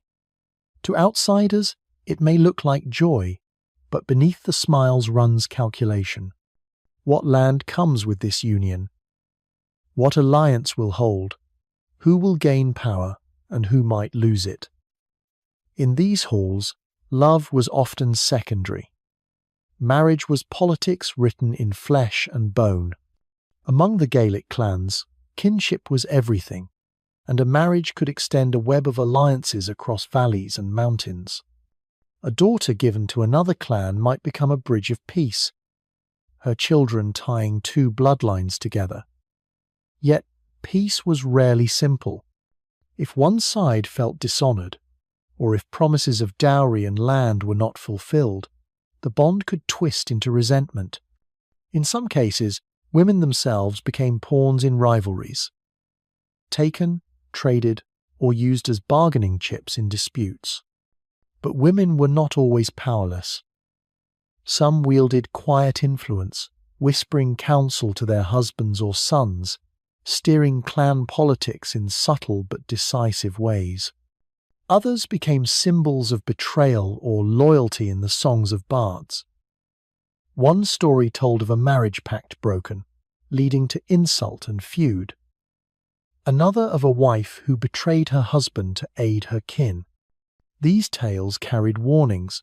Alliances were fragile, and trust could fracture with a single choice. The Normans, too, played this game, marrying into Gaelic families to secure footholds and legitimacy. Such unions often blurred cultural lines, creating households where Irish and Norman traditions mingled uneasily. Children born of these marriages carried both identities, sometimes uniting loyalties, sometimes deepening tensions. To the English crown, these mixed unions were troubling proof that their Norman settlers were becoming more Irish than the Irish. Laws such as the Statutes of Kilkenny in 1366 attempted to forbid intermarriage, but in practice, the pull of politics and land often outweighed distant royal decrees. And then there were the Betrayals. A clan might agree to peace through marriage, only to break the pact when opportunity came.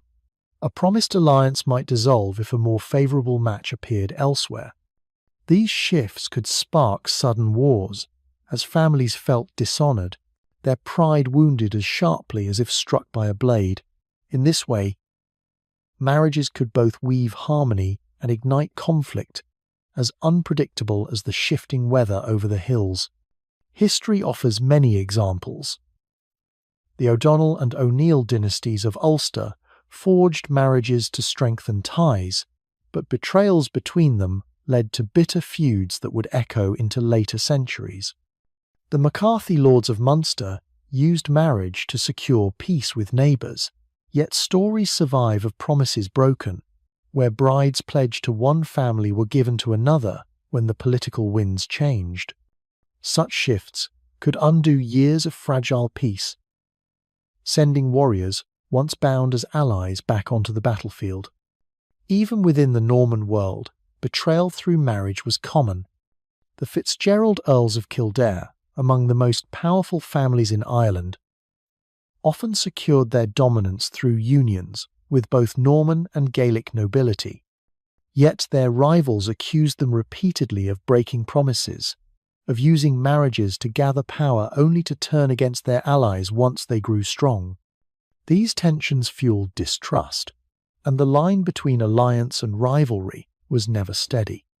Betrayals were not always grand affairs between great dynasties, they could happen on smaller scales too. A minor clan chief might promise his daughter to a local ally, only to wed her to a more powerful neighbour.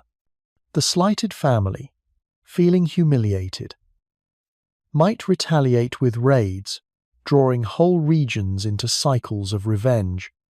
In a society where honour was everything, to be cheated in marriage was as grave an insult as to be beaten in war. The poets did not let such betrayals pass in silence.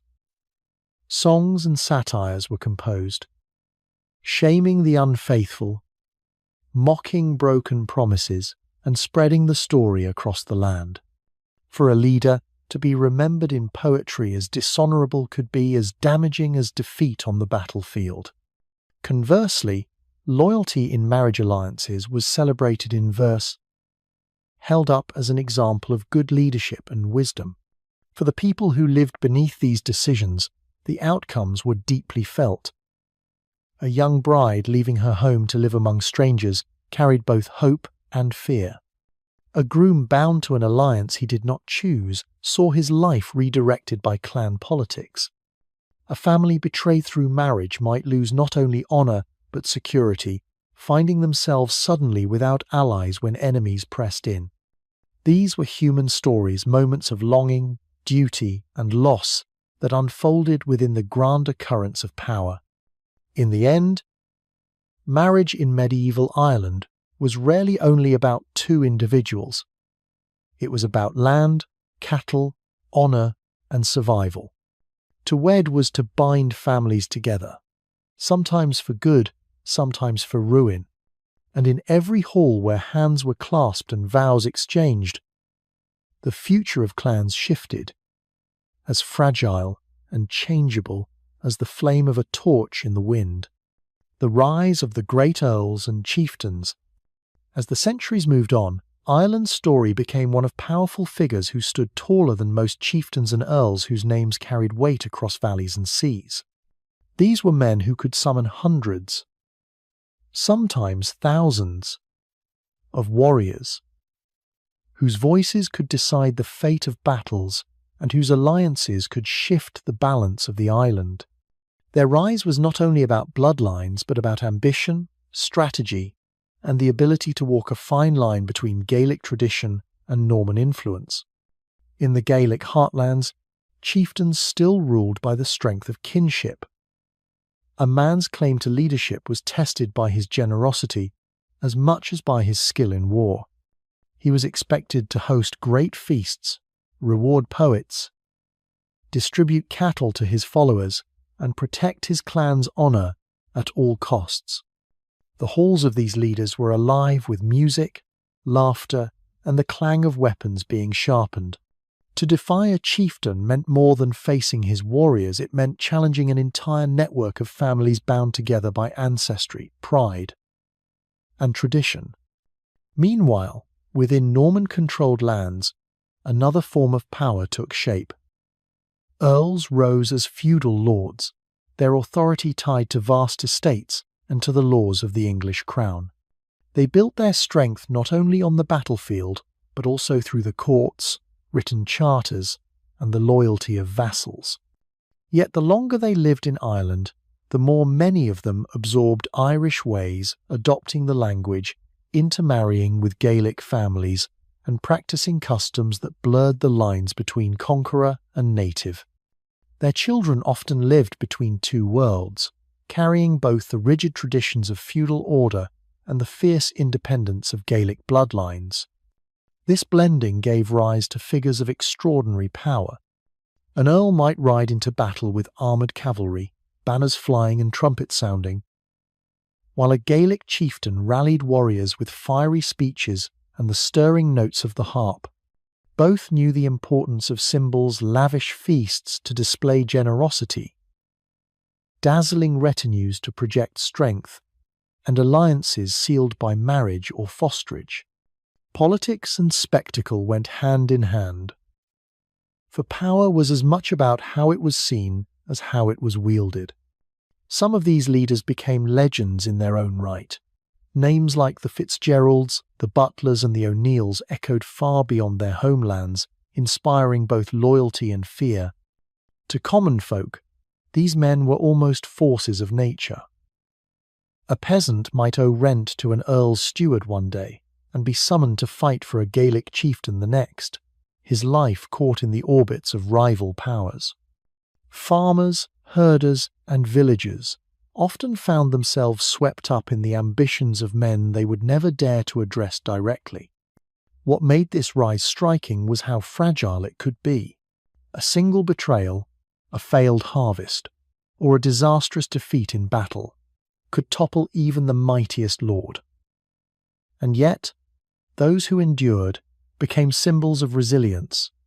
In Gaelic poetry, they were praised as lions in war and oaks in peace, steady and unshakable. In Norman charters, their titles were written in careful Latin, intended to preserve their legacies long after their deaths. Both traditions sought permanence in a world of uncertainty, striving to anchor power in memory as well as in land. Imagine the hall of a great earl or chieftain on the eve of war. The hearth blazes, shadows flicker on stone walls, and the air hums with tension. Warriors sharpen their blades, armour clinks softly, and poets rise to recite stirring verses of past victories. The Lord himself moves among his men, clasping hands, sharing words of courage. His presence alone is a kind of weapon, binding his followers together through loyalty and pride. Outside, the rivers, bogs, and forests wait, silent witnesses to another clash of ambition. The rise of these figures was not simply about dominance, it was about survival. They were bridges between two eras, carrying forward the kinship bonds of Gaelic society while navigating the pressures of Norman rule. Their choices, victories, and defeats shaped Ireland's path, leaving behind both ruins and stories. Long after their banners fell and their castles crumbled, their names lived on, stitched into songs, charters, and legends. In them, the medieval spirit of Ireland, both proud and precarious, was embodied. English crowns and the fight for Irish allegiance. As earls and chieftains carved out their power across Ireland, another force pressed in from beyond the sea, the English crown.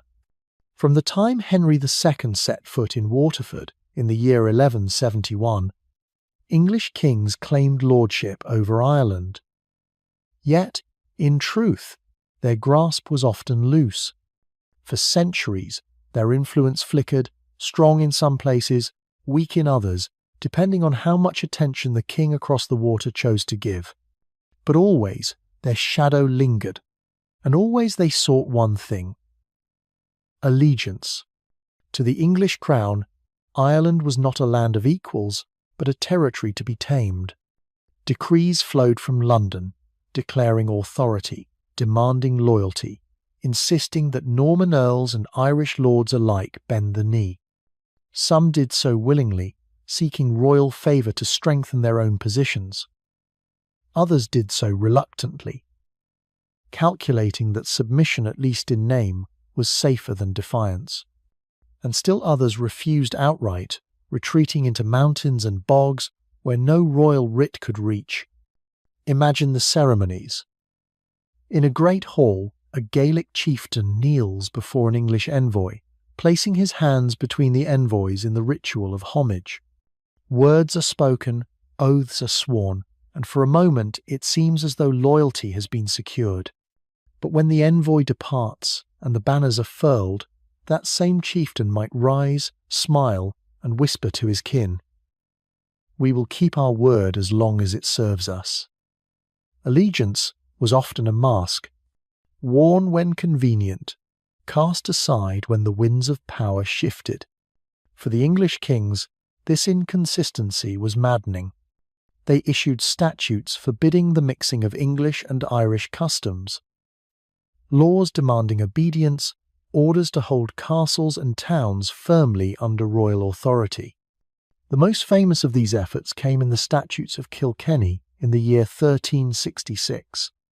These laws attempted to stop settlers from going native, marrying Irish, speaking the Irish language, or following Brehon law. But parchment decrees could not reshape human lives so easily.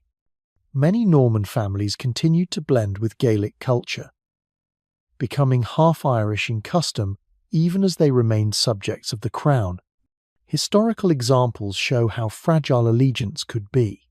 The Fitzgerald Earls of Kildare, perhaps the most powerful family in late medieval Ireland, often swore loyalty to the crown while ruling almost like independent princes. The ninth Earl, Gerald Fitzgerald, famously remarked that "all Ireland cannot rule this Earl," highlighting how English kings often relied on local magnates whose allegiance was tenuous at best. In Ulster, the O'Neill dynasty sometimes accepted English titles and charters, only to later turn against the crown when it suited their cause. Likewise, the O'Connors of Connacht alternated between offering homage to English kings and waging war against their representatives. Distance and division made the crown's task nearly impossible. Ireland's clans were too stubborn, its earls too ambitious, its landscape too wild to be neatly folded into royal order. Even the Pale, the heart of English control around Dublin, often felt precarious, its people caught between loyalty to London and the pressure of Gaelic resistance beyond the walls. From within, corruption and rivalries weakened authority. From without, raids and defiance chipped away at the crown's power. The tug of war for allegiance shaped daily politics. A Norman lord might curry favour with the king by promising men and taxes, only to secretly trade with Gaelic neighbours. A Gaelic chieftain might write polite letters of submission, their Latin lines carried across the sea, while continuing to enforce Brehon laws at home. Some even played one crown against another, looking to Scotland or France for alliances when English demands grew too heavy. Edward Bruce's invasion of Ireland in the year 1316, backed by many Gaelic lords, was one such moment when allegiance shifted away from England toward the hope of a Scottish king. And yet, the pull of the crown was real. To be recognised by the King of England meant legitimacy, especially for Norman earls eager to secure their lands. Royal charters and seals, carried across the Irish Sea, gave weight to their claims in ways no local oath could match. For Gaelic rulers, allegiance could bring weapons, gold, or peace treaties. But it also carried a cost. A slow erosion of independence, a binding to a power that would not loosen its grip once taken. For ordinary people, these struggles may have felt distant at times, yet their effects were real. Taxes might be raised to satisfy a royal demand. Raids might be launched to punish a rebellious lord. Town markets might thrive or falter depending on who held royal favour. Even language bore the weight of this struggle, Latin and French in charters, Irish in the countryside, English slowly seeping in along the edges. Allegiance was not only a political game but a force that touched the lives of farmers, merchants, monks, and soldiers alike. Through it all, the English crown persisted, patient and watchful. Kings changed. Dynasties shifted from the Angevins to the Plantagenets, and later to the Tudors. But the desire to rule Ireland remained constant. The fight for allegiance was not won in a single battle or treaty. It stretched across generations, shaping Ireland's medieval story as surely as any sword or stone. And in that tug of war, Ireland's leaders found both opportunity and peril as they weighed loyalty against freedom, one oath at a time. The Gaelic revival before the Tudor storm.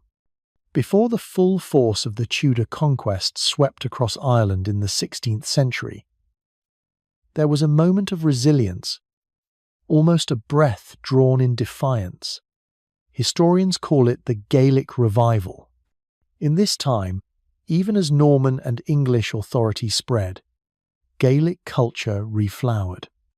Language, law, poetry, and music surged with a new strength, as if the old traditions, long pressed down, were determined to remind the island of who it truly was. Picture a chieftain's hall in the west, far from the reach of the pale. The fire burns bright. Warriors sit with spears at their sides, and at the centre of it all, a bard rises. His voice carries the weight of centuries, reciting poems in flowing Irish, celebrating not only the chieftain's valour, but the deep roots of his lineage. These were not idle verses. They were living proof of identity, affirming that the clan stood strong, tied to ancestors, bound to land, and loyal to tradition. During this revival, poets, musicians, and storytellers were given pride of place.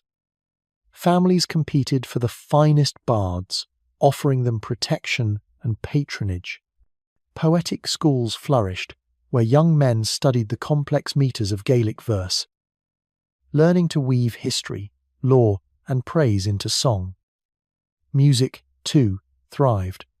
Harpers plucked strings that echoed across valleys, their melodies both mournful and proud, carrying the heartbeat of a culture that refused to fade. The Irish language itself was at the core of this flowering. While English law demanded the use of foreign tongues in courts and charters, in homes, halls, and fields, Irish remained strong. It was the language of law under the Brehons, the language of worship in monasteries, and the language of everyday life. Its richness and rhythm gave shape to stories and laws alike, ensuring that even under pressure, identity endured. Law, too, experienced renewal. In Gaelic regions, Brehon laws continued to be practiced and taught. Though Norman feudal rule pressed at the edges, Many clans clung to their own system of justice, passing judgments that echoed the wisdom of ancestors. This persistence was more than legal. It was cultural survival, a refusal to surrender to foreign models of power. What is striking about the Gaelic revival is how it mingled pride with practicality. Chieftains still raided, still fought rivals, still played the dangerous game of power. But alongside these struggles, they invested in culture, using poets and musicians as shields against erasure. To support a bard was to declare that your clan's story would not be forgotten. To host schools of learning was to say that your language would not fall silent. In this way, culture became a form of resistance. But this flowering was not only about pride, it was also about politics. Powerful families like the O'Neills in Ulster and the O'Donnells in Donegal invested heavily in Gaelic learning. Manuscripts such as the Book of Ballymote, compiled in the late 14th century, and the Yellow Book of Lecan were created during this period, gathering together myth, law, and history. These texts were more than literature, they were weapons of memory, meant to anchor Gaelic identity against outside pressure. To copy an old tale into a manuscript was to proclaim, "We still remember who we are." The bardic schools themselves became institutions of influence. Families sent their sons to train in poetry, sometimes for years, mastering forms so complex they required decades of practice. These poets were historians, lawyers, and propagandists rolled into one. Their verses could preserve a leader's honour or tear it apart with satire. A well-placed poem could immortalize a chieftain, while a mocking verse could ruin his reputation for generations. Leaders who wished to thrive in this era needed poets by their side as much as warriors. Music, too, blossomed in this revival. The harp, long a symbol of Irish culture, was everywhere. Harpers travelled between courts, carrying not only music but news, weaving networks of connection across Gaelic Ireland. Their songs celebrated victories, mourned defeats, and reminded listeners of their ancestors. Some melodies from this era would echo into later centuries, shaping Ireland's musical tradition well beyond the Middle Ages. Religious life played its role as well. Monasteries, though weakened since the Viking and Norman incursions, remained centres of learning in Gaelic regions. Monks copied texts in Irish alongside Latin, blending Christian devotion with older traditions. Pilgrimages to holy wells and sacred sites continued, merging folk belief with Christian practice. In this way, religion became another thread binding past and present, refusing to let Gaelic culture be erased. The revival also had a martial side. The great families of this period, like the O'Briens in Munster and the McCarthys in Desmond, used Gaelic culture as a rallying cry. To fight under their banners was not only to defend land, but to defend language, law, and tradition. Poetry was recited before battle. Harpers played as warriors armed themselves, and the very act of resistance was framed as part of a larger struggle for cultural survival. Historical examples shine a light on this period. The O'Donnell family patronised the writing of the Annals of the Four Masters, a great chronicle of Irish history compiled in the early 17th century, but rooted in manuscripts and traditions preserved during the revival.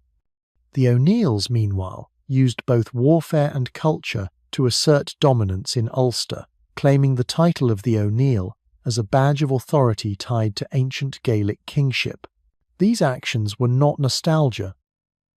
They were strategies, making culture itself a fortress. The Pale, meanwhile, looked on uneasily. English settlers worried as Gaelic customs grew stronger, not weaker. Despite laws forbidding the use of Irish, many within the Pale spoke it fluently, and some, adopted Gaelic dress and custom. The statutes of Kilkenny had tried to stop such blending, but the Gaelic revival showed how ineffective those efforts were. Gaelic culture was not only surviving, it was spreading. Imagine sitting at the edge of such a hall, listening as a bard recites the deeds of heroes long gone. Outside, the wind rattles the shutters, carrying with it rumours of kings across the sea and new storms gathering. Yet, inside, the Irish tongue flows, the harp sings, and for that moment the world feels steady. The revival was not just a cultural movement, it was a flame held high in the gathering dusk, a reminder that even as conquest loomed, the soul of Ireland still burned bright. And yet, this flame was fragile. The Tudor monarchs who rose in the 16th century would not tolerate divided loyalties. Where earlier kings had been content with homage and occasional obedience, the Tudors demanded submission. The Gaelic revival, for all its beauty, was a last great flowering before the storm, a final chapter in which Ireland's own traditions stood tall, even as the tide of conquest rolled ever closer. It is this tension that makes the Gaelic revival so moving. It was not the triumph of a culture in power, but the resilience of a culture under siege. Every poem written, every harpstring plucked, every judgment passed under Brehon law was an act of defiance. And though the Tudor conquest would change Ireland forever, the memory of this revival endured, reminding later generations that their ancestors had not gone quietly, but had sung, recited, and written their way into history. Legends that outlived the Middle Ages. As the Middle Ages drew to a close, castles crumbled, clans rose and fell, and the shadow of the Tudor conquest began to spread. Yet, through all these shifts, something endured the legends. Ireland's myths, stories, and songs outlived the battles, outlasted the laws, and carried forward memories that no sword could erase. The tales of Cuchulainn, the fierce warrior who stood alone against armies, of Fionn mac Cumhail and the Fianna hunting through wild glens, or of the children of Lear transformed into swans upon a lonely lake, these were not bound to the time of kings and raids. They belonged to the heart of the people, told by poets in smoky halls, whispered by grandmothers by the hearth, sung by travellers on lonely roads.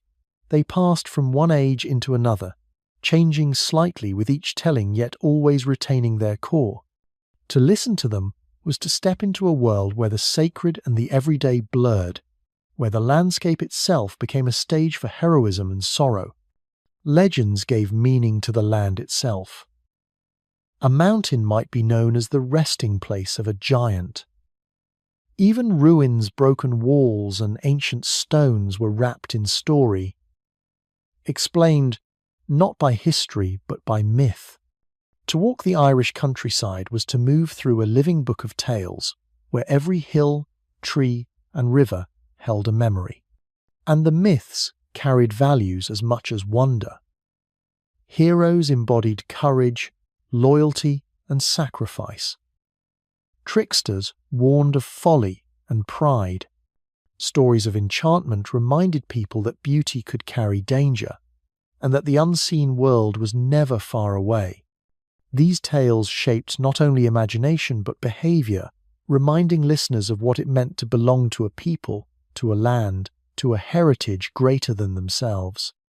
Even after the Normans and the English crowns laid claim to the land, even as castles rose and fell into ruin, the stories remained. They were more than entertainment. They were identity. A child growing up in a Gaelic household might not know the full sweep of political history, but he or she would know the legends, feel their rhythm, and sense the pride they carried.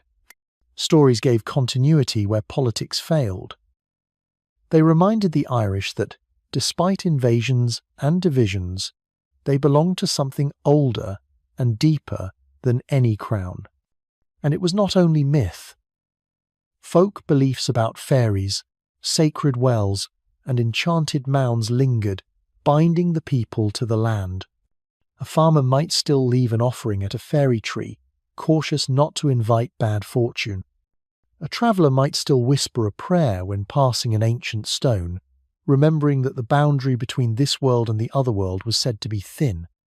These acts were small, but they were bridges, connecting medieval life to a timeless past, keeping reverence alive in gestures as simple as a bow or a cup of milk left at a doorway. The endurance of legend gave Ireland a resilience that history alone cannot explain.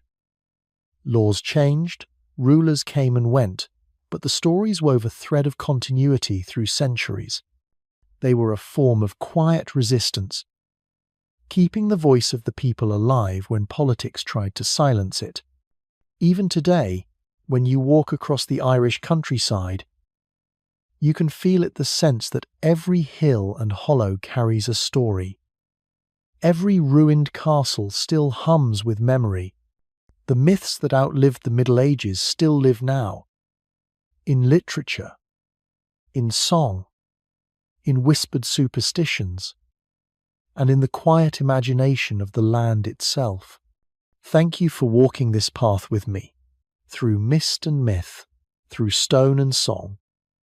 If you've enjoyed this journey, I'd be deeply grateful if you could help us reach our goal of 1,000 likes. Your support keeps these stories alive, carrying them forward just as the poets once did. And while you're here, don't forget to subscribe for more journeys into the past and leave a comment down below to share your thoughts, questions, or favourite moments. We'd love to hear from you. For now, let the echoes of Ireland's medieval past settle softly around you. May the legends linger in your thoughts as the night deepens. And may the land of castles, clans and myths keep calling you back whenever you wish to wander once more.